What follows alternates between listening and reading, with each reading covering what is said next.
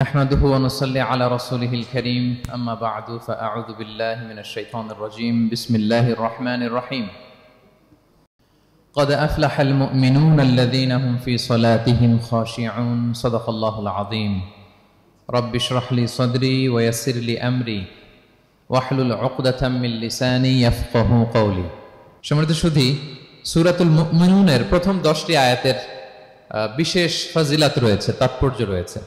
এই 10টি আয়াতের সংক্ষিপ্ত তাফসীর আমি আপনাদের সামনে পেশ করব ইনশাআল্লাহ বিইذنিল্লাহ। তো সূরাতুল মুমিনুন, আল্লাহ দেখেন মুমিনদের নামে সূরা দিয়েছেন সূরাতুল মুমিনুন, আবার কাফিরদের নামেও একটা সূরা ডেডিকেট করেছেন। সূরাটার নাম কি বলেন তো? সূরাতুল কাফিরুন। আবার মুমিনুনা কাফিরুনা মাঝামাঝি আল মুনাফিকুন, তাদের নামে আল্লাহ একটা সূরা দিয়েছেন সূরাতুল মুনাফিকুন। তো এই সূরাটা আমাদেরকে উৎসর্গ করা, আমাদের জন্য ডেডিকেট করা, মুমিনুন নামে এই সূরাটা। এই সূরাটা নাজিলের একটা প্রেক্ষাপট আছে, যেটাকে আরবিতে শানুন নুজুল বলে। ওটা বলেই আমি মূল ব্যাখ্যা বা আলোচনার দিকে চলে যাচ্ছি। সম্মানিত সুধী, রাসূলুল্লাহ সাল্লাল্লাহু আলাইহি ওয়াসাল্লামের কাছে আল্লাহ তাআলা যে কোরআন নাজিল করেছেন, এই কোরআন যেটা লেটেস্ট ভার্সন অফ রেভিলেশনের সর্বশেষ ভার্সন, এটা আল্লাহ তাআলা বিষ্ণু ঈসা ইসলামের কাছে নানাভাবে নাজিল করতেন। কোরআন নাজিল হওয়ার অনেকগুলো পদ্ধতি ছিল, সবসময় একইভাবে কোরআন আসতো না।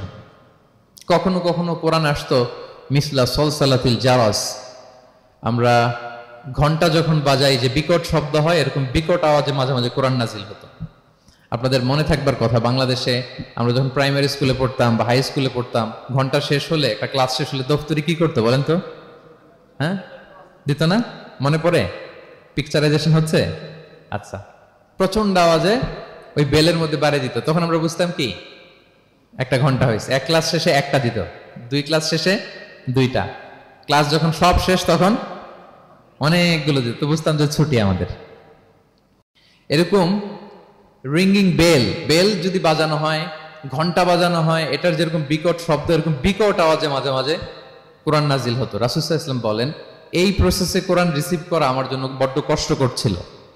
আমাদের আয়েশা রাদিয়াল্লাহু তাআলা আনহা বলেন, প্রচন্ড শীতের রাতে আমরা কাঁপতাম শীতে, আর বিষ্ণু সাল্লাল্লাহু আলাইহি ওয়াসাল্লাম ঘামতেন। ওয়া ইন্না জাবিনাহু লা ইয়াতাফাসসাদু আরাকান, আমরা শীতে কাঁপতাম, কম্বল জড়িয়ে রাখতাম, আর বিষ্ণুনবীর কপাল বেয়ে ঘাম ঝরতো। সুবহানাল্লাহ বিহামদি। এভাবে তিনি কষ্ট করে কোরআন রিসিভ করেছেন। এটা একটা পদ্ধতি। আরেকটা পদ্ধতি হচ্ছে মিসলা দাবিয়া সাউতিন নাহাল, মৌমাছির ভন ভন শব্দের মতো কোরআন নাজিল হতো। যখন নাজিল হতো, রাসূল সাল্লাল্লাহু আলাইহি ওয়াসাল্লামের মুখের সামনে, চেহারার সামনে মৌমাছি ভন ভন করলে যেরকম সাউন্ড, এরকম একটা সাউন্ড হতো।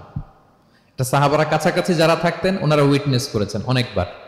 আজকের এই আলোচনাটা এটার সাথে প্রাসঙ্গিক, আমি বলবো আপনাদেরকে। 2টা পদ্ধতি গেল।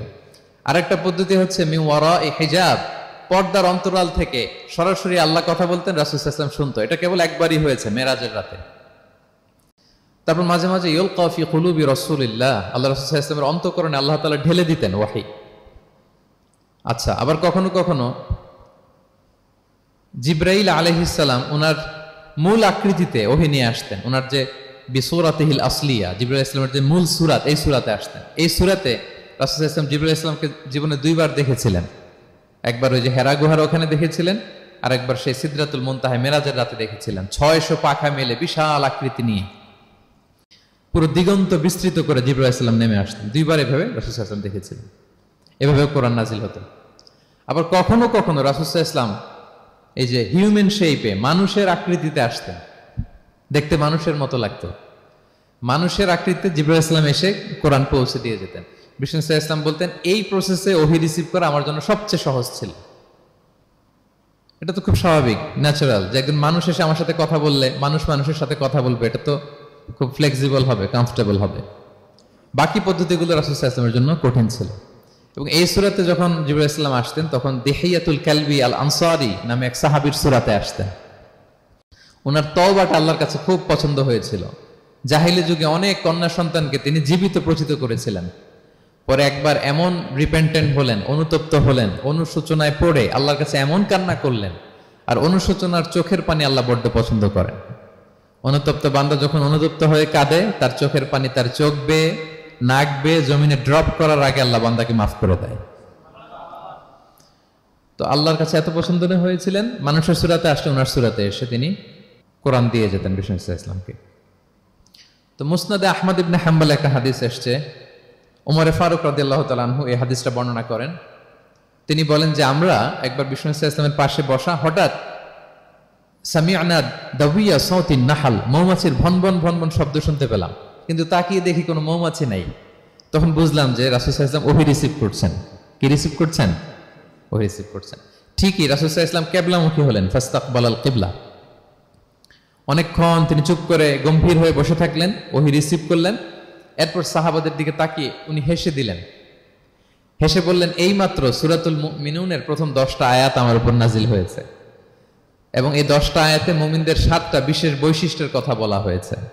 মান আকামা হুন্না দাখালাল জান্নাহ, যেই 7টা বৈশিষ্ট্য নিজের মধ্যে ধারণ করবে সে আল্লাহর জান্নাতের ওয়ারিস হয়ে যাবে।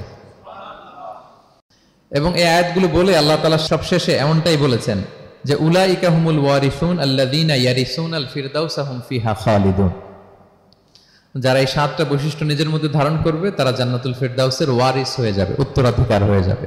ওয়ারিস বুঝেন তো না? আমার মধ্যে প্লটের মধ্যে সাইনবোর্ড দেয়া থাকে যে ক্রয় সূত্রে এই জমির মালিক অমুক, বায়না সূত্রে এই জমির মালিক অমুক, তারপর ওয়ারিস সূত্রে এই জমির মালিক আব্দুর রহমান, লেখা থাকে না এরকম? ওয়ারিস সূত্রে মানেও এটা উনি কিনে নাই, এটা ওনার কার কাছ থেকে? বাবার কাছ থেকে পেয়েছেন, উত্তরাধিকার সূত্রে পেয়েছেন। তো দেখেন আল্লাহ তাআলা এই শব্দটাই, লিটারালি এই শব্দটাই ব্যবহার করেছেন যে আল্লাযীনা ইয়ারিফুনাল ফিরদাউসা হুম ফিহা খালিদুন। বিশ্বাসীরা যদি এই 7টা গুণ নিজের মধ্যে ধারণ করে তাহলে বাবার সম্পদে সন্তানের যেমনি ভাগ থাকে সে ওয়ারিস হয়, আমার এই উম্মতেরা, আল্লাহর এই বান্দারা জান্নাতুল ফিরদাউসের ওয়ারিস হয়ে যাবে। তো বলেন আমরা জান্নাতুল ফিরদাউসের ওয়ারিস হতে চাই কি চাই না? চাই, সবাই চাই। হ্যাঁ বলেন বলেন, চাই তো? ইনশাআল্লাহ ইনশাআল্লাহ, আল্লাহুম্মা জাআলনা মিনহুম। তো আমরা তাহলে শুনি আল্লাহ তাআলা কি বৈশিষ্ট্যের কথা বললেন যেগুলো ধারণ করলে আমরা জান্নাতুল ফিরদাউসের ওয়ারিস হব। আম্মা জান আয়েশা রাদিয়াল্লাহু তাআলা আনহাকে সাহাবারা জিজ্ঞেস করতেন যে আম্মা জান কাইফা কানা খুলুকু রাসূলিল্লাহ, আল্লাহ রাসূল সাল্লাল্লাহু আলাইহি ওয়াসাল্লামের আচরণ কেমন ছিল? তিনি বলতেন কানা খুলুকুহু আল কুরআন, রাসূল সাল্লাল্লাহু আলাইহি ওয়াসাল্লামের আচরণ ছিল কোরআনের মতো আচরণ। উম্মে সালামা রাদিয়াল্লাহু তাআলা আনহা, আমাদের আরেক আম্মা জান, ওনাকে জিজ্ঞেস করা হলে উনি বলতেন রাসূল সাল্লাল্লাহু আলাইহি ওয়াসাল্লাম যখন রাস্তা দিয়ে হেঁটে যেতেন কাআন্নাল কুরআনা ইয়ামশি আলাল আরদ, মনে হতো লিভিং কোরআনটা রাস্তা দিয়ে হেঁটে যাচ্ছে। তো সাহাবারা যখন আরো ইন ডিটেইল জানতে চাইলেন তখন আম্মা জান আয়েশা বললেন তোমরা সূরা মুমিনুনের প্রথম 10 আয়াত পড়ো, এই 10 আয়াতে যা যা আল্লাহ বলেছেন এটাই ছিল খুলুকু রাসূলিল্লাহ, এটাই ছিল বিশ্বনবীর আচরণ। তো আসুন আমরা দেখি রাসূল সাল্লাল্লাহু আলাইহি ওয়াসাল্লামের আচরণ কেমন ছিল এবং কোন বৈশিষ্ট্যগুলো থাকলে আল্লাহ তাআলা আমাদেরকে জান্নাত দিয়ে ধন্য করবেন। সূরাতুল মুমিনুনটা আল্লাহ তাআলা শুরু করছেন ক্বাদ আফলাহাল মুমিনুন আল্লাযীনা হুম ফি সালাতিহিম খাশিউন, অর্থাৎ সফল হয়েছে তারা, ঈমান এনেছে যারা। প্রথম আয়াতের অর্থ হচ্ছে ক্বাদ আফলাহাল মুমিনুন, বিশ্বাসীরাই সফল হয়েছে। আল্লাহ তাআলা সফলতার মানদণ্ড এখানে ফিক্স করেছেন, ক্রাইটেরিয়া ফিক্স করেছেন ঈমান, বিশ্বাস, যেটা সবচাইতে দামি। সবচাইতে দামি কি? ঈমান, সবার উপরে ঈমান। এজন্য যারা ঈমান এনেছে আল্লাহর উপর, যারা বিশ্বাস স্থাপন করেছে তারাই সফল হয়েছে। তো এই বিশ্বাসীদের কিছু গুণাবলী থাকতে হবে, কিছু ফিচার থাকতে হবে, তবেই তারা জান্নাতের ওয়ারিস হবে। সেগুলো কি আল্লাহ শুরু করছেন। আল্লাহ বললেন প্রথম বৈশিষ্ট্য হচ্ছে আল্লাযীনা হুম ফি সালাতিহিম খাশিউন। 7টা বৈশিষ্ট্যের প্রথমটা বলতেছি, যারা সফল হয়েছে বিশ্বাসীরা, ওই বিশ্বাসীরা যারা তাদের সালাতে বিনয়াবনত থাকে, বিনম্র থাকে। সালাত যখন আদায় করে তারা খুশু খুদুর সাথে সালাত আদায় করে, এটা হচ্ছে প্রথম বৈশিষ্ট্য। বিনয়ের সাথে। খুশু খুদু মানে হচ্ছে অন্তরের একাগ্রতা এবং অঙ্গ প্রত্যঙ্গের একাগ্রতা। খুব সহজে আপনার অন্তরটাও থাকবে, এখানে আল্লাহর ভয় থাকবে, একাগ্র চিত্তে আপনি আল্লাহকে স্মরণ করবেন, আবার অঙ্গ প্রত্যঙ্গগুলো ঠিক থাকবে, এগুলো নড়াচড়া করবে না। আমরা অনেকে সালাতে দাঁড়ালে খুব বেশি নড়াচড়া করি, সালাতে কিন্তু খুব বেশি মুভমেন্ট করা যায় না, এটা নিষেধ। খুব জরুরি প্রয়োজন ছাড়া মুভমেন্ট করা নিষেধ।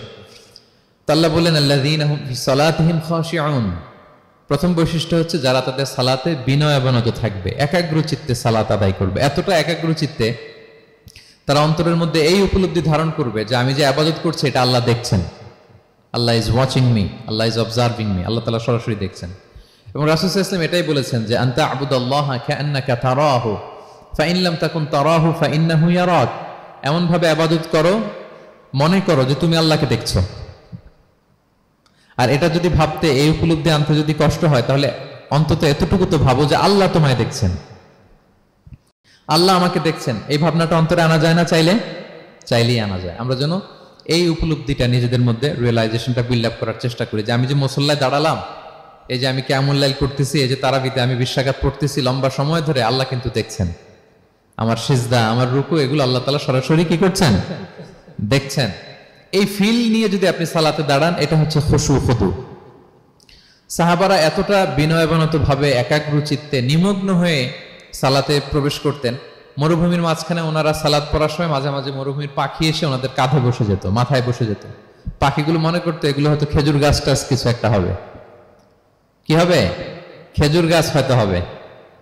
আবার যখন রুকুতে যেতেন, পাখি উড়াল দিত। তার মানে কি, খুব বিনয়াবনত ভাবে বিনম্র চিত্তে ওনারা সালাত অফার করতেন। তাহলে এটা হচ্ছে প্রথম বৈশিষ্ট্য। প্রিয় ভাইরা, আমরা যেন সালাতে অত্যন্ত বিনয়ের সাথে একাগ্র চিত্তে, with full of solemnity and submission, একটা সাবমিসিভ ভাব যেন আপনার থাকে, যে আপনি নিজেকে সর্বোচ্চ উজাড় করে নিজেকে আল্লাহর কাছে পেশ করছেন।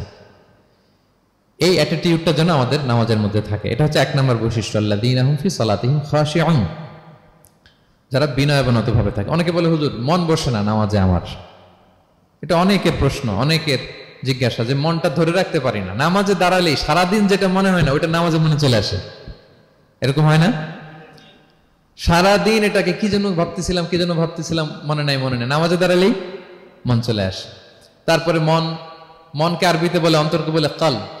কলব মানে যেটা খুব নড়াচড়া করে, মুভমেন্ট করে, ওইটাই কলব। মন দেখবেন এদিকে ছোটে ওদিকে ছোটে। ওই যে আমরা ছোটবেলায় একটা গান শুনতাম, গানটা হচ্ছে পাগল মন, মন কেন এত কথা বলে। মানে মন এদিকে ছোটে ওদিকে ছোটে, মনকে ধরে রাখা বড্ড জটিল, কষ্টকর। তো এটা স্বাভাবিক। অনেকেই বলে, হুজুর আমার মন থাকে না নামাজে, একাগ্র চিত্তে নামাজ তো আদায় করতে চাই, কিন্তু মনটাকে ধরে রাখা যায় না। তো কিভাবে এই খুশু খুদু সাবমিসিভনেস আপনি কিভাবে বাড়াবেন, এটাও বিষ্ণু ইসা ইসলাম আমাদেরকে ইনস্ট্রাক্ট করেছেন, গাইড করেছেন। কিভাবে এই খুশুটা আসবে, অন্তরের মধ্যে একাগ্রতা আসবে। 1 নম্বর পদ্ধতি হচ্ছে খুশু খুদু বাড়ানোর। সালাতে যখন আপনি দাঁড়াবেন, বিষ্ণু বলেন সল্লু সলাতান মুআদ্দিয়া। বিষ্ণু বলেন, মনে করো যে নামাজটা পড়তেছো এটা হতে পারে তোমার বিদায়ী নামাজ, শেষ নামাজ জীবনের। হতে পারে না? ধরেন যে মাগরিবের সালাত যে আমরা আজকে পড়বো, এমন তো হতে পারে এটাই আমাদের জীবনের শেষ নামাজ। কি বলেন? হতে পারে কি না? পারে। আমরা কে কখন চলে যাব আমাদের তো জানা নাই। তো এই যে মুসল্লায় যখন আমরা দাঁড়াই, তখন কেন আমরা এটা ভাবি না যে it could be the last and final prayer in my life? হতে পারে এটাই আমার জীবনের শেষ নামাজ। এটা যদি আপনি ভাবতে পারেন, তখন দেখবেন ঠিকই আপনার একাগ্রতা, সাবমিসিভনেস এটা বাড়তেছে। আপনাকে যদি বলা হয় যে আজকে রাত 10টায় তোমার দুনিয়ার সফর শেষ, নতুন স্টেশনে যেতে হবে, আলামুল বারজাকে, তোমার শেষ, তোমার মৃত্যু হয়ে যাবে। আজকে যে মাগরিব আর এই যে এশা আর যে তারাবির সালাত, এটাই তোমার লাস্ট নামাজ, যাও এটাই তোমার লাস্ট চান্স। এটা যদি আজকে আমরা জানি, এই হলরুমে যারা আছি, যদি এটা জেনে যায় যে আজকের তারাবিটাই শেষ তারাবি, শেষ সুযোগ, বলেন তো আমাদের অবস্থা কি হবে? প্রতিদিন ধরেন যে মাগরিবের নামাজের পরে একটু নিউজ দেখেন, একটু ফেসবুকে ঢুকেন, আজকেও তো ঢুকবেন, তাই না? ঢুকবেন। কি করবেন আজকে? আল্লাহ, সব বাদ দিয়ে অজু করে আতর মেখে জায়নামাজটা ভিজিয়ে দীর্ঘ কিয়ামুল লাইল করবেন। সিজদায় পড়ে চোখের পানি দিয়ে জায়নামাজ ভিজিয়ে দেবো আমরা, ঠিক কিনা? কারণ আমি নিশ্চিত হতে পেরেছি এটাই আমার শেষ নামাজ। তো এটা তো প্রত্যেক সালাতের ক্ষেত্রেই আমাদের প্রযোজ্য। আসলে আমরা যে নামাজ পড়ি, যে কোনো নামাজই তো আমার শেষ চান্স হতে পারে। কি বলেন? হতে পারে কি পারে না? বলেন তো। পারে। এই টেকনিকটাই রাসূল সাল্লাল্লাহু আলাইহি ওয়াসাল্লাম শিখিয়েছেন, বলেছেন সল্লু সালাতান মুআদ্দিয়া। মনে করো এটাই হতে পারে তোমার জীবনের শেষ নামাজ। আমাদের ইউনিভার্সিটিতে ইমাম বেসার, যিনি চিফ ইমাম, উনি নামাজের আগে একটা চমৎকার অ্যানাউন্সমেন্ট দেয়। উনি বলে যে লেটস পারফর্ম দিস সালাহ as if this is our last and final prayer. চলুন এমন ভাবে নামাজটা পড়ি, ভাবি যে হতে পারে এটাই আমার জীবনের শেষ নামাজ। তাহলে সম্মানিত, শুধু এই ভাবনাটা নিয়ে যদি আমরা মুসল্লায় দাঁড়াই, দেখবেন যে ওই দিন আপনার মনে দিক যাবে না, একটা ভয় কাজ করবে যে হায় রে, হতে পারে এটাই আমার লাস্ট চান্স, আর আমার রবকে সিজদা দেওয়ার সুযোগ হয়তো আমি আর পাবো না। তাহলে এখন থেকে আমরা সালাতে যখন দাঁড়াবো এটা ভাববো যে this could be my last chance in my life. হতে পারে এটাই শেষ চান্স, আমি একাগ্র চিত্তে আমার সালাতটাকে আল্লাহর কাছে উপস্থাপন করি। কি বলেন, পারা যাবে তো ইনশাআল্লাহ? খুশু খুদু বাড়ানোর 1 নম্বর টিপস।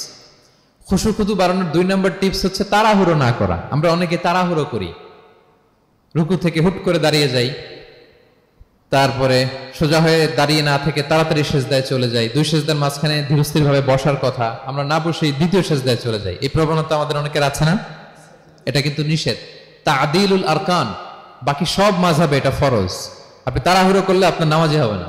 আর আমাদের মাযহাবে, হানাফি মাযহাবে এটা ওয়াজিব। ওয়াজিব তরক করলে সাউ সিজদা দিতে হয়।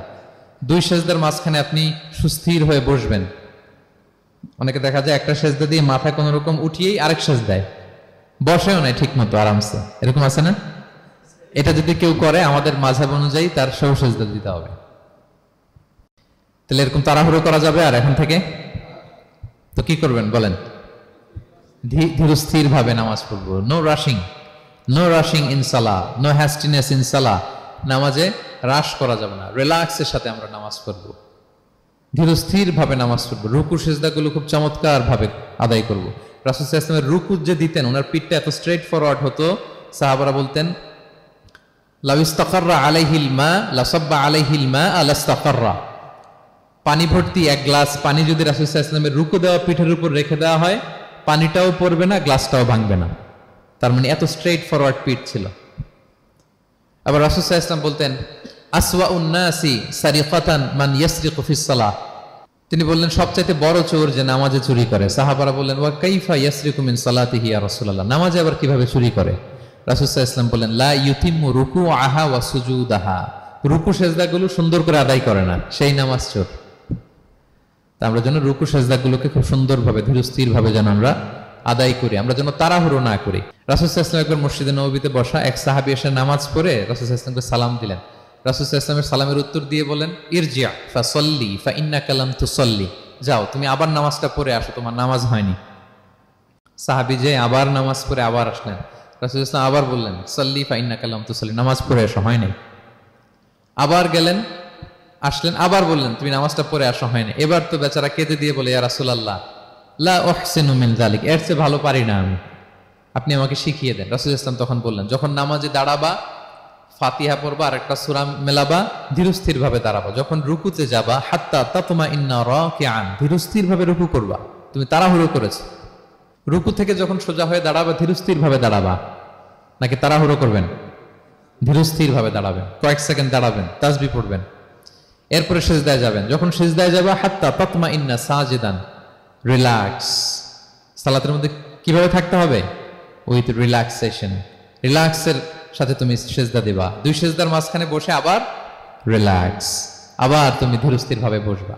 এইভাবে পুরো সালাতটা প্রত্যেকটা রাকাত তুমি এভাবে আদায় করবে। তার মানে সালাতে তাড়াহুড়ো করতে বিষ্ণু ইসলাম নিষেধ করেছেন।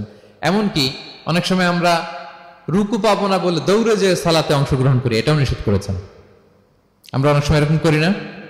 মাগরিবের নামাজে রুজু করতেছি, ইমাম সাহেব ওয়াদ-দুহা ওয়াল-লাইলি ইযা সাজা, এই সূরাটা তো মুখস্থ, তো টের পাচ্ছি যে আমি এখন মুখ ধুইতেছি আর সূরা দোহা তো শেষ হয়ে যাবে, কোন রকম ওযু করে দৌড়ে যে অংশগ্রহণ করে যাতে রাকাতটা পায়, এটা নিষেধ করেছেন বিষ্ণু ইসলাম।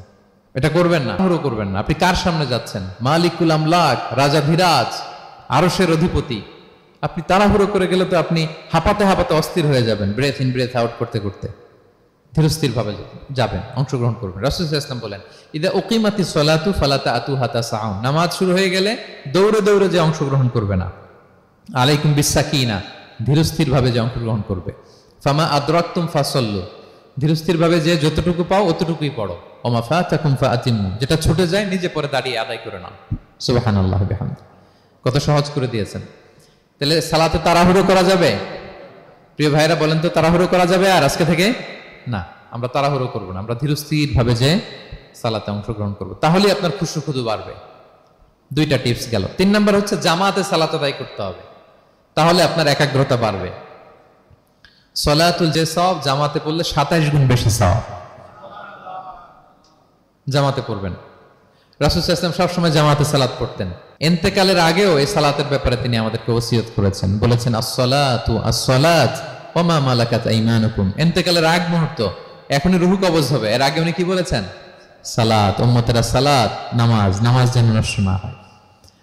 উমর ফারুক রাদিয়াল্লাহু তাআলা আনহুর সময়ে একজন অগ্নি উপাসক ছিল, তার নাম আবু লুলু আল মাজুসি। উনি মুগীরা ইবনে শু'বা রাদিয়াল্লাহু তাআলা আনহু নামে এক সাহাবীর দাস ছিলেন, মুকাতাব দাস। কন্ট্রাক্ট ছিল যে এত টাকা দিলে তাকে আজাদ করা হবে। তো এই অগ্নি উপাসক মাজুসে এসে ওমর ফারুককে বলে, খলিফাতুল মুসলিমিন, আমার মালিক সাহাবী মুগিরা আমার কাছে প্রতিদিন অনেক টাকা চার্জ করে। উনি বললেন, তাই নাকি? কত চার্জ করে? বলে যে এত চার্জ করে। তো বলতেছে, আচ্ছা তুমি তাহলে কি কাজ করো, কি কাজ জানো? বলে যে আমি খঞ্জর বানাতে জানি, ছুরি, ছোট ছুরি আর কি। বলতেছে, ওরে আল্লাহ, যারা খঞ্জর বানাতে জানে তারা তো অনেক টাকা মেক করে, সেই হিসাবে তো মুগিরা বেশি চার্জ করে না, অল্পই চার্জ করছে। সে ইনসাফপূর্ণ চার্জই করেছে। কিন্তু এই আবু লুলু আল মাজুসির এই কথাটা পছন্দ হয় না, সে রাগান্বিত হয়ে গেল, হয়ে বলে, ওমর, সবার ক্ষেত্রে তুমি নরম আর আমাকে তুমি কঠিন নিয়ম শেখাও না, দাঁড়াও তোমাকে আমি দেখাচ্ছি। মনে মনে বলতেছে এটা। রেগে মেগে সে বাড়িতে এসে আজকে একটা খঞ্জর বানাইছে, দুই মুখ খঞ্জর, ওয়া মাকবাদাতুহু ফি ওয়াসাতি, এটার হ্যান্ডেলটা মিডলে, এদিকেও মাথা এদিকেও মাথা, এটা ধার করে প্রতিদিন বিষ মাখায় এটাতে। আর মনে মনে বলে, ওমর দাঁড়াও তোমাকে আজকে আমি দেখাবো। তো ওমর ফারুককে আল্লাহ তাআলা স্বপ্নে দেখিয়েছেন যে একটা লাল মোরগ ওনাকে 3টা ঠোকর মেরেছে। উনি সাহাবাদের কাছে বলেছেন যে আমি স্বপ্নে দেখেছি একটা লাল মোরগ আমাকে 3টা ঠোকর মেরেছে। তো সে খঞ্জরকে ধার দিয়ে একদিন ফজরের নামাজে, ওয়াকানু ইউসাল্লুনা বিগালাস, ওনারা খুব অন্ধকার থাকতে ফজরের নামাজ পড়তো। সে বুরনুস, এক ধরনের জুব্বা যেটার মাথা আছে, ওটা পরে হুডির মতো আর কি, হুডি চেনেন তো না, হুডির মতো একটা জুব্বা পরে সে অন্ধকারে, সে তো আসলে অমুসলিম, সাহাবাদের সাথে পিছনে দাঁড়াইছে নামাজের ভান করার জন্য, আর এই খঞ্জরটা নিয়ে গেছে সাথে। ওমর ফারুক ফজরের সালাত শুরু করলেন, প্রথম রাকাত শেষ করলেন, দ্বিতীয় রাকাতের জন্য যখন দাঁড়াইছেন তখনই সে প্ল্যান মাফিক খঞ্জর বের করে ওমর ফারুকের পেটের মধ্যে 3বার স্টেবিং করলেন, আঘাত করলেন। করার সাথে সাথে ওমর ফারুক উল্টে পড়ে গেলেন আর বললেন, কাতালানি আল কালব, কোন এক কুকুর আমাকে আঘাত করেছে। তো সাহাবার ওমর ফারুককে ধরলেন, আর এই অগ্নি উপাসক এই খঞ্জর নিয়ে কাতারের মাঝখান দিয়ে দুই দিকে খঞ্জর চালাতে চালাতে যাচ্ছিলেন। যে সাহাবাই ধরে সেই আঘাতপ্রাপ্ত হয়ে ওখানে 7 থেকে 10 জন স্পট ডেথ, জায়গায় মারা গেছে। পরে এক সাহাবী নিজের জামা খুলে তার গায়ে ছুঁড়ে মারছে, তখন সে ওইটাতে পেঁচিয়ে পড়ে গেছে। যখন বুঝে গেছে যে আমাকে ধরে ফেলবে, সে সুইসাইড করে ফেলছে, নিজেকে নিজে মেরে ফেলছে। তো ওমর ফারুক তো বেহুশ, ওনাকে নিয়ে যাওয়া হলো, পিছন থেকে একজন নামাজের ইমামতি করলেন। তো ওমর ফারুক রাদিয়াল্লাহু তাআলা আনহু হুশ ফিরে পেলেন। হুশ ফিরে পাওয়ার পরে দিনের বেলা যখন হুশ আসলো ওনার, সবাই চারদিকে বসা, যে হায় হায় আমাদের আমিরুল মুমিনিনের কি জানি কি হয়। হুশ ফিরার পরে ওনার মুখের প্রথম কথাটা ছিল, আসাল্লান নাস, মানে আমার নেতৃত্বে যে ফজরের সালাতটা শুরু হয়েছিল এটা কি ঠিকঠাক শেষ হয়েছিল? সুবহানাল্লাহ পড়বেন না? আচ্ছা বলেন তো, এই মুহূর্তে আমরা কি করতাম? ওনাকে যে স্টেবিং করছে, চিকিৎসক এসে দুধ দেয়, দুধ পেট দিয়ে বেরিয়ে যায়, নাবিজ দেয়, নাবিজ বের হয়ে যায়, মানে উনি ইন্তেকাল করবেন, এটা বোঝাই যাচ্ছে। এমন কঠিন পরিস্থিতিতে আমরা যদি হসপিটালে হুশ ফিরে পেতাম, আমরা কি বলতাম বলেন দেখি? কে কি বলতেন? কে মারছে? আমারে বাঁচানো যায় কিনা? মাউন্ট এলিজাবেথে নিয়ে চলো, সিঙ্গাপুরে অথবা বামরুন গ্রেডে নিয়ে চলো, আমেরিকাতে নিয়ে চলো, অথবা আমার তো ওখানে ব্যাংক ব্যালেন্স আছে, আমি তো মরে যাবো, আমার ছেলেগুলার কি হবে, হ্যাঁ, আমার মেয়েগুলার কে দেখবে? এগুলো ছিল আমাদের কনসার্ন। তো ওমর ফারুক জানতেছেন যে উনি পৃথিবী থেকে বিদায় নিচ্ছেন, একটু হুশ ফিরে পাইছেন। হুশ ফিরে পাওয়ার পরে প্রথম কথাটা ছিল, আসাল্লান নাস, লোকেরা কি নামাজ পড়েছিল? আল্লাহু আকবার। তাহলে এটা কত গুরুত্বপূর্ণ ইবাদত। কিভাবে এই সালাতকে সাহাবারা অফার করতেন। তো খুশু খুদুর সাথে যদি আমরা সালাত অফার করতে চাই, আমাদেরকে জামাতে পড়তে হবে। একাকি পড়লে দেখবেন মনে দিকে যায়, ওদিকে যায়, কয় রাকাত পড়ছি ভুলে যাই, এরকম হয় না? একাকি পড়তে গেলে এটা করা যাবে না, জামাতে পড়তে হবে। সালাতে কি কি বলতেছেন এগুলোর অর্থ বুঝে যদি সালাত অফার করেন, তাইলে আপনার সালাতে মনোযোগ থাকবে। সুবহান রাব্বিয়াল আলা, সুবহান রাব্বিয়াল আযীম, এর অর্থ কি? সূরা ফাতিহা যে প্রতিদিন পড়ি, কি সুন্দর প্রার্থনা সূচক বাক্য, এর অর্থ কি? আল্লাহ সকল প্রশংসা তোমার, আল্লাহ তুমি দয়াময় মেহেরবান, আল্লাহ তুমি বিচার দিবসের মালিক, যেদিন তোমার আরশের ছায়া ছাড়া কোনো ছায়া থাকবে না। নবীদের যে পথে চালিয়েছে ওই পথে আমাদেরকে চালাও, যারা ভ্রান্ত হয়েছে, যারা তোমার ক্রোধের শিকার হয়েছে ওই পথে আমাদেরকে চালিও না। কি চমৎকার চমৎকার কথা মালা দিয়ে আমরা এই দোয়াগুলো পড়ি। আমরা অর্থ বুঝি না বলে আমাদের হৃদয়েও টাচ করে না, ঠিক কিনা? দেখবেন আরব শায়েকরা যখন কিয়ামুল লাইল করে, তারাবির সালাত পড়ায়, অনেক অনেক আয়াতে ওনা ডুকরে ডুকরে কেঁদে ওঠে আওয়াজ করে। কারণ কি? জাহান্নামের আয়াত, আযাবের আয়াত, পূর্ববর্তী উম্মত যে ধ্বংস হয়েছে, কিভাবে ওদেরকে বিকট আওয়াজ দিয়ে, গ্রাউন্ড সাউন্ড গ্রেনেড দিয়ে ধ্বংস করা হয়েছে, বন্যা দিয়ে ধ্বংস করা হয়েছে, কিভাবে এদেরকে বাতাস দিয়ে নাস্তানাবুদ করে দেওয়া হয়েছে, এগুলো যখন পড়ে ওনারা কাঁদে। আযাবের আয়াত আসলে কাঁদে, জান্নাতের আয়াত আসলে সাবলীল কণ্ঠে তেলাওয়াত চালিয়ে যায়। এর কারণ কি বলেন? অর্থ বুঝে। তা আমরা যেন সালাতে অর্থ বুঝে সালাত অফার করার চেষ্টা করি, পাশাপাশি সালাতের সুন্নাহগুলো যেন আমরা পড়ি। সালাতের যে সুন্নাহ আছে, সুনানুস সালাহ, এগুলো যেন আমরা পড়ি, মনোযোগ আরো বাড়বে। সানাগুলো পড়বেন, ফাতিহা শেষে আওয়াজ করে আমিন বলবেন, অথবা ফিসফিসি কণ্ঠে আমিন বলবেন। বিষ্ণু ইসলাম বলেন, ইদা আম্মান আল ইমামু ফাআমিনু, ইমাম আমিন বললে তোমরাও আমিন বলো, কারণ এইমাত্র একটা দোয়া করা হয়েছে। সূরা ফাতিহাটা কি? একটা দোয়া। ইদা ওয়াফাকা তামিনুকুম তামিনাল মালাইকাতি গুফিরা লাহু মা তাকাদ্দামা মিন যামবিহি ওয়া মা তাআখার। রাসূল সাল্লাল্লাহু আলাইহি ওয়াসাল্লাম বলেছেন, ইমাম যখন আমিন বলে তোমরাও তখন আমিন বলো, কারণ তোমরা যখন আমিন বলো ফেরেশতারাও আমিন বলে। আর তোমাদের আমিন আর ফেরেশতাদের আমিন যখন একসাথে হয়ে যায়, তোমাদের পূর্বের সব গুনাহ আল্লাহ মাফ করে দেয়। এটা আমিন বলা সুন্নাহ, বলবেন। নামাজ বাঁধার পরে সুন্নাত নামাজে, নফল নামাজে সানাগুলো পড়বেন। কত চমৎকার অর্থবোধক সানা আছে। আমরা তো শুধু সুবহানাকাল্লাহুম্মা বিহামদিকা ওয়া তাবারাকা ইসমুকা ওয়া তাআলা জাদ্দুকা শুধু এটাই পড়ি। রাসূল সাল্লাল্লাহু আলাইহি ওয়াসাল্লাম তাকবীরে তাহরিমে বাঁধার পরে অনেক চমৎকার চমৎকার দোয়া পড়তেন। ইন্না সলাতি ওয়া নুসুকি ওয়া মাহইয়ায়া ওয়া মামাতি লিল্লাহি রাব্বিল আলামিন। আমার সালাত, আমার ইবাদত, আমার জীবন মরণ সবটাই কার জন্য? এই দোয়াটা পড়তেন শুরুতেই। তারপর পড়তেন ওয়াজ্জাহতু ওয়াজহিয়া লিল্লাযী ফাতারাস সামাওয়াতি ওয়াল আরদা হানিফা ওয়া মা আনা মিনাল মুশরিকিন। আমার সবকিছুকে আমি এক সত্তার দিকে ফেরালাম, একনিষ্ঠ হয়ে। আর আমি মুশরিক নই, আমি আল্লাহর দিকে একনিষ্ঠ হলাম। এই দোয়াগুলো পড়তেন। আল্লাহুম্মা বাঈদ বাইনি ওয়া বাইনা খাতায়ায়া কামা বাআদতা বাইনাল মাশরিকি ওয়াল মাগরিব। আল্লাহুম্মা নাক্কিনি মিন খাতায়ায়া কামা ইউনাক্কা আস-সাওবুল আবয়াদু মিনাদ দানাস। আল্লাহুম্মা আগসিল খাতায়ায়া বিল মাই ওয়াস সালজি ওয়াল বারাদ। এগুলো সানা, এগুলো যে সানা আমরা জানিই না। সানা মানে হচ্ছে প্রশংসা সূচক কথা। আমরা শুধু সুবহানাকাল্লাহুম্মা বিহামদিকা এতটুকুই পড়ি। রাসূল ইসলাম বলতেন, আল্লাহ আমার আর আমার গুনার মাঝে এতটুকু দূরত্ব করে দাও, পূর্ব থেকে পশ্চিম যত দূর, আমার আর আমার গুনার বোঝার মাঝে এতটুকু দূরত্ব তুমি করে দাও। সাদা কাপড় যেমনি ধুয়ে ফকফকা করা হয়, আল্লাহ আমাকে তুমি গুনামুক্ত করে এরকম ফকফকা সাদা বানিয়ে দাও, শুভ্র বানিয়ে দাও। আল্লাহ আমাকে তুমি বরফ দিয়ে, ঠান্ডা পানি দিয়ে, তুষারপাত দিয়ে ধুয়ে আমার গুনাহগুলো তুমি পরিষ্কার করে আমাকে তুমি নিষ্পাপ করে দাও। এগুলো বলে এরপরে আলহামদুলিল্লাহ রাব্বিল আলামিন সূরা ফাতিহা শুরু করতেন। সালাম ফিরানোর আগে বিষ্ণু সাল্লাল্লাহু আলাইহি ওয়াসাল্লাম দোয়া মাসুর পড়তেন। কত চমৎকার মাসুর দোয়া আছে। আবার বিষ্ণু বলতেন, লা ইউসাল্লিমান্না আহাদুকুম হাত্তা ইয়াতাআওয়াযা আন আরবা মিন আযাবিল কবর, মিন আযাবি জাহান্নাম, মিন ফিতনাতিল মাহইয়া ওয়াল মামাত ওয়া মিন ফিতনাতিল মাসিহিদ দাজ্জাল। আমার কোন উম্মত যেন সালাম ফিরানোর আগে এই চারটা জিনিস থেকে পানাহ চাওয়া ছাড়া যেন সালাম না ফিরায়। একটা কি? আল্লাহ তুমি জাহান্নামের আযাব থেকে বাঁচাও, আল্লাহ তুমি কবরের আযাব থেকে বাঁচাও, আল্লাহ জীবন মরণের ফিতনা থেকে বাঁচাও, আল্লাহ তুমি দাজ্জালের ফিতনা থেকে বাঁচাও। পড়ে না আমিন? তো এত এঙ্গেজমেন্ট যদি আপনার নামাজে থাকে, আপনার মন এদিক সেদিক যাবে?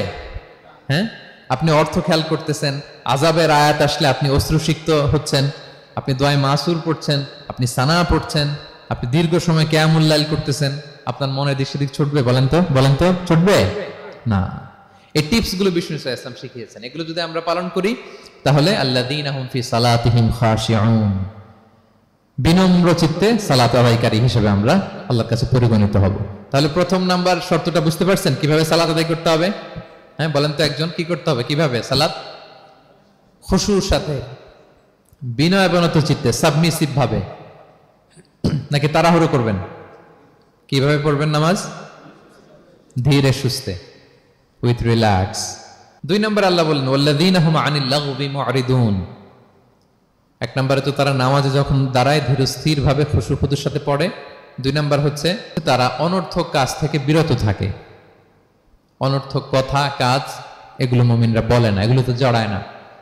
মিনিংলেস কোনো কাজের সাথে বিশ্বাসীদের কোনো সম্পর্ক, অর্থবোধক কাজ, ভালো কাজ, কল্যাণমূলক কাজ, সামাজিক কাজ, মানবতার কল্যাণে যে কাজগুলো আছে এগুলোর সাথে তারা জড়ায়।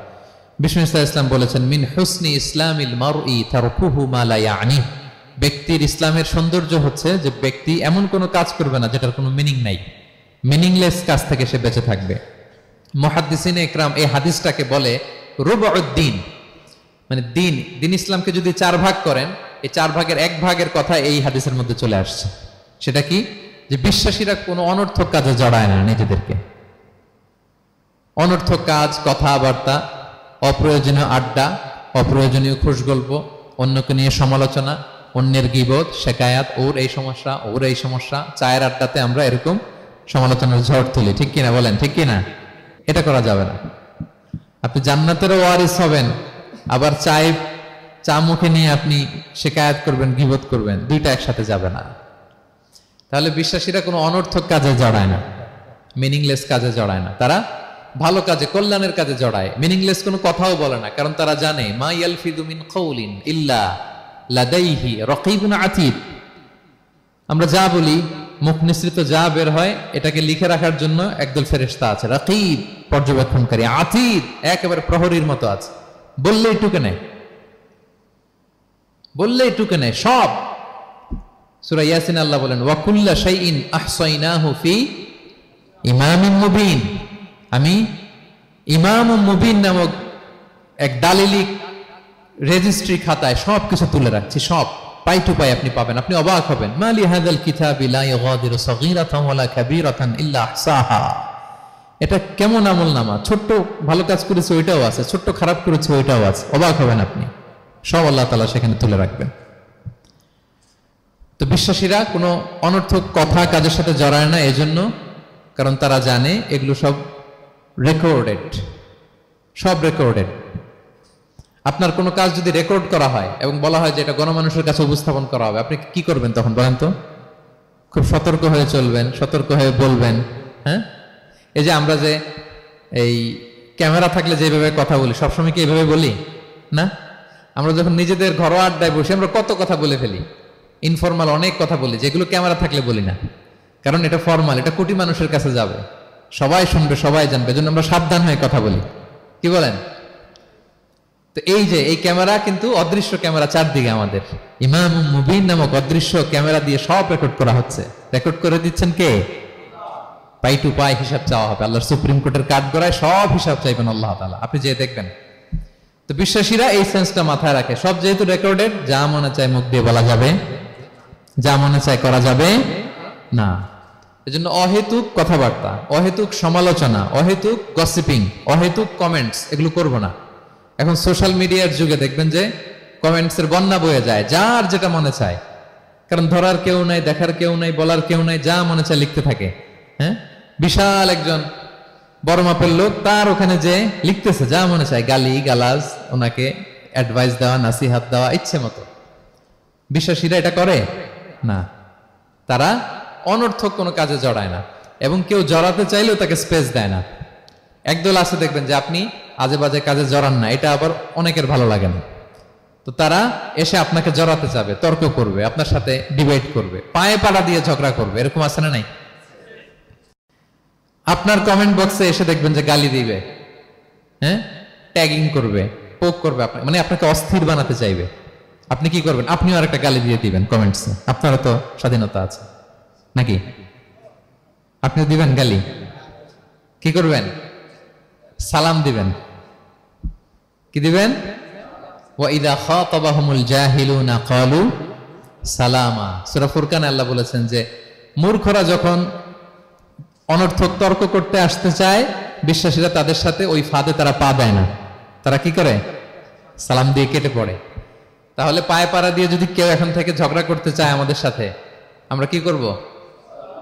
সালাম দিয়ে ওখান থেকে কেটে পড়ব। তাহলে বিশ্বাসীদের ২ নম্বর বৈশিষ্ট্য, ওয়াল্লাযীনা হুম আনিল লাগবি মুআরিদুন, বিশ্বাসীরা অনর্থক কাজে জড়ায় না। ৩ নম্বর হচ্ছে ওয়াল্লাযীনা হুম লিয-যাকাতি ফাঈলুন, বিশ্বাসীরা তাদেরকে যদি আল্লাহ তাআলা ধন সম্পদ দিয়ে সমৃদ্ধশালী করে, তারা যাকাত দেয়। কি দেয়? আপনারা যাকাত দেন তো নাকি?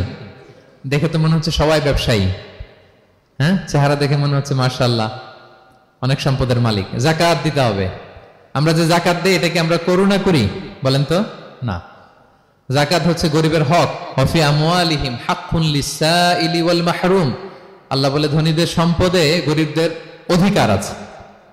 তা আপনি যখন কারো অধিকার দিলেন, আপনি কি তার প্রতি করুণা করলেন? হ্যাঁ, অধিকার কি করুণা? বলেন তো না। আপনার সম্পদে গরিবের অধিকার, আপনি করুণা করেন নাই, বরং আপনার থেকে যাকাত নিয়ে ওই গরিব আপনাকে করুণা করে গেছে। কারণ যাকাত নেয়া তার জন্য আবশ্যক না, আপনার দেয়া আবশ্যক। ও যদি বলে আমি যাকাত দিব না, তো আপনি কারে দিবেন? ও যাকাত গ্রহণ করে আপনাকে বাঁচালো। তাহলে credit goes to them, thanks goes to them. Islam চায় এই যে অর্থনৈতিক তারল্য, এটা সমাজে সবার কাছে থাক, এক পাশে গাছতলা আরেক পাশে পাঁচতলা, এরকম বিভাজন ইসলাম চায় না। ইসলাম চায় সবার হাতে টাকা পয়সা থাক। কাইলা ইয়াকুনা দুলাতান বাইনাল আগনিয়াই মিনকুম, টাকা পয়সা যেন শুধু ধনীদের মধ্যে সার্কুলেট না হয়, সবার কাছে যেন যায়। এজন্য আল্লাহ বলেন তোমাদের সম্পদে গরিবের অধিকার আছে। এটা করুণা না, এটা অধিকার। আর যদি এই ফরজ ইবাদত আপনি আদায় না করেন, আল্লাহ বলেন কঠিন শাস্তি তোমাদের জন্য অপেক্ষা করছে। আল্লাযীনা ইয়াকনিজুনা আয-যাহাবা ওয়াল ফিদ্দাতা ওয়া লা ইউনফিকুনহা ফি সাবিলিল্লাহ ফাবাশশিরহুম বিআযাবিন আলীম। স্বর্ণ জমায়, রূপা জমায়, ব্যাংক ব্যালেন্স, যাকাত দেয় না, তাদের জন্য কঠিন আযাব, কঠিন আযাবের সুসংবাদ দিয়েছেন আল্লাহ। দুঃসংবাদ না, সুসংবাদ। মানে হেয় করে, তুচ্ছ করে আল্লাহ তাআলা বলেছেন। ছেলে ইংরেজি পরীক্ষায় ফেল করছে, মা বলে ফেল করছে না, পড়াশোনা তো নাই, তোমার বাবা আসুক, এমন মাইট দিবে, মাইট দিলে মজা টের পাবা। আচ্ছা বলেন তো, মাইট দিলে কি মজা লাগে না ব্যথা লাগে? কিন্তু মা কি বলছে? মজা টের পাবা। মানে ওরে তুচ্ছ করে, তাচ্ছিল্য করে বলছে, মায়ের তীব্রতা বোঝানোর জন্য বলছে যে এমন মাইট দিবে, টের পাবা, দাঁড়াও, তোমার বাবা আসুক আজকে ঘরে। আল্লাহ ওইটাই বললেন। এই সম্পদগুলোকে লোহার খুন্তি বানিয়ে জাহান্নামের আগুনে পোড়ানো হবে। 3 জায়গায় সাকা দেওয়া হবে। ফি তুকুয়া বিহা জিবাহুহুম, কপালে, পাজরে, পিঠে। আর বলা হবে হাযা মা কানাস্তুম, এগুলো তুমি জমায় রাখছিলা, দাও নাই মানুষকে। Bank balance, FDR, fixed deposit, price bond, এটা সেটা দাও নাই তুমি। আর হাদিসে এসেছে সুজা আন আকরা, টেকো সাপ হবে, মোস্ট ভেনোমাস স্নেক। সাপের মাথায় কিন্তু চুল গজায়, জানেন? সাপের মাথায় পশম আছে, কিন্তু যেই সাপের যেটা বেশি বিষাক্ত, এটার মাথায় পশমও থাকে না বিষের কারণে। এরকম সাপ, এই সম্পদগুলো সাপ হয়ে ছোবল মারবে আর বলবে আনা মালুক, আমি তোমার প্রাইস বন্ড, আমি তোমার ব্যাংক ব্যালেন্স, আমাকে খাওয়ার জন্য তো রাখছিল, আজকে উপভোগ করো। আল্লাহু আকবার। আল্লাহ আমাদেরকে হেফাজত করুক। সো যাদের সম্পদ আছে আমরা যেন যাকাত দেই, হিসেব করে করে যেন দেই। আপনাদের স্ত্রীদের যাদের অর্নামেন্টস, জুয়েলারি আছে, তারা যেন তাদের সম্পদের যাকাত দেয়। 25 গ্রাম যদি সোনা থাকে বা 595 গ্রাম যদি রূপা থাকে, অথবা এই পরিমাণ সম্পদ থাকে, ভাবিরাও যাকাত দিতে হবে। এটা ইন্ডিভিজুয়াল ইবাদত। আপনার যাকাত আপনার, ভাবির যাকাত ভাবির। আপনি চাইলে টাকা দিয়ে হেল্প করতে পারেন, কিন্তু ওনারও হিসাব করতে হবে এবং এটা কম্পালসারি, দিতেই হবে, দিতেই হবে। তাহলে ওয়াল্লাযীনা হুম লিয-যাকাতি ফাঈলুন, 4 নাম্বার হচ্ছে তারা যাকাত দেয়। 5 নাম্বার 6 নাম্বার আল্লাহ এক আয়াতে বলে ফেলেছেন, ওয়াল্লাযীনা হুম লিআমানাতিহিম ওয়া আহদিহিম রাউন, বিশ্বাসীরা আমানতের হেফাজত করে আর কথা দিলে কথা রাখে। 5 নাম্বার হচ্ছে আমানতের খেয়ানত করে না বিশ্বাসীরা, কারণ আমানতের খেয়ানত করে এটা মুনাফিকের আলামত। ইযা তুমিনা খানা, বিষ্ণু বললেন মুনাফিকদের বৈশিষ্ট্য হচ্ছে ওদের কাছে আমানত রাখলে ওটা আর পাওয়া যায় না পরে। এমন লোক আছে না সমাজে, আমানত রাখলে আর পাওয়া যায় না। তারা কি মুমিন না মুনাফিক বলেন তো? ইন্নাল্লাহা ইয়া'মুরুকুম আন তুআদ্দুল আমানাতি ইলা আহলিহা, আল্লাহ বলেছেন যার আমানত তাকে বুঝিয়ে দাও। বিষ্ণু ঈসা ইসলামকে মক্কার লোকেরা 2টা উপাধি দিয়েছিল, এক হচ্ছে আস-সাদিক, 2 হচ্ছে আল আমিন। সাদিক মানে সত্যবাদী। কারা দিয়েছিল? ঘোর শত্রুরা, অপোজিশন পার্টি, তারা উপাধি দিয়েছে। একটা হচ্ছে সাদিক মানে কি, আরেকটা হচ্ছে আল আমিন, বিশ্বস্ত। এতটা বিশ্বস্ত যে বিষ্ণু ঈসা ইসলাম মক্কা থেকে মদিনায় যেদিন হিজরত করতে যাবেন, আমানতের জিনিসগুলো উনি আলী রাদিয়াল্লাহু তাআলা আনহুর কাছে রেখে গিয়েছিলেন। এত এত আমানতের সম্পদ ওনার ঘরে ছিল। এই ডিপোজিট বুঝিয়ে দিতে আলী রাদিয়াল্লাহু তাআলা আনহুর টানা 3 দিন সময় লেগেছে, মক্কাবাসীদের আমানত বুঝিয়ে দিতে। সো যার আমানতদারিতা নাই তার ঈমান নাই। বিষ্ণু বলেছেন লা ঈমানা লিমান লা আমানাতা লাহ, যার আমানতদারিতা নাই ওর ঈমানই নাই। এবং আমানত ধ্বংস হয় এটা কিয়ামতের আলামত। ইযা দুইয়াতিল আমানাতু ফান্তাযিরিস সাআ, যখন আমানত নষ্ট হবে তোমরা কিয়ামতের অপেক্ষা করো। এখন বলেন তো আমাদের সমাজে আমানতের কি অবস্থা? খুবই খারাপ। আল্লাহু আকবার। আমানতটা কিন্তু এই যে এই ভাই আমাকে 2000 রিঙ্গিট রেখে বলছে আগামী মাসে এটা আমি নিব, একটু রাখেন, শুধু এইটাই আমানত না। আল্লাহ আপনাকে যে পুরো সম্পদ দিয়েছেন এটা আমানত। আপনার ব্যবসা প্রতিষ্ঠান এটা আল্লাহর দেয়া আপনার কাছে আমানত। আপনার ছেলে আছে, মেয়ে আছে, স্ত্রী, তারা আল্লাহর দেয়া আমানত আপনার কাছে। আপনার নেম, আপনার ফেম, আপনার পাওয়ার, আপনার নলেজ, এগুলো আল্লাহর দেয়া আমানত। আপনি দেশের প্রধানমন্ত্রী, পুরো দেশটা আপনার কাছে আমানত, ঠিক কিনা? এই আমানতের ব্যাপারে জিজ্ঞেস করা হবে।